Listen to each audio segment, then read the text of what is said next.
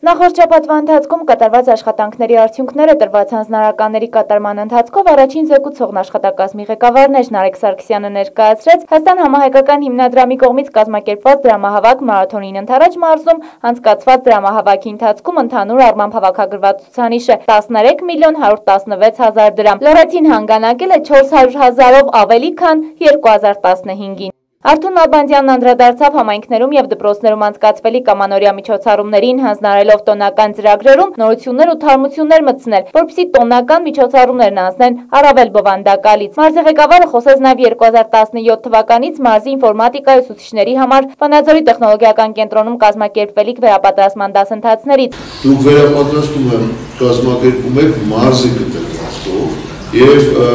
փուլերով ինֆորմատիկա եւ դպրոցում ցանկություն հայտնվում է։ Կարող է, ասենք, օպերատորը ցանկություն ունենա գա այդ վերապատրաստման մասնակցի, չգիտեմ, մաթեմատիկայի, ֆիզիկայի ուսուցիչը ուզենա ու գա մասնակցի, որը մեզ երբեք չի խանգարում։ Կոնկրետացնում եք տեխնոլոգիական կենտրոնի հետ եւ ժամանակացույց եք կրկնում։ Մարզպետի տեղակալ Հովհաննես Թադևոսյանն էլ ներկայացրեց դեկտեմբերի 7-ից 9-ին Աղվերանում տեղի ունեցած 2016-2025 թվականների ռազմավարական ծրագրի քննարկման արդյունքները։ Վերջինս տեղեկացրեց, որ ծրագրի կազմման առաջին փուլը մարզի աշխատանքային խումբը հաջողությամբ է իրականացրել եւ այսուհետ մեկնարկում է երկրորդ սվոտ վերլուծական փուլը։ Այս ուղղությամբ եւս համապատասխան մասնագետները վերապատրաստում կիրականացնեն մարզպետարաններում։ Մարզի աշխատանքային խմբի պիտի ասեմ, որ երևակայանը լավ տեղեկատվություն է առաջին փուլի մեր մարզն ներկայացրել ու շատ չնչին տեխնիկական երկու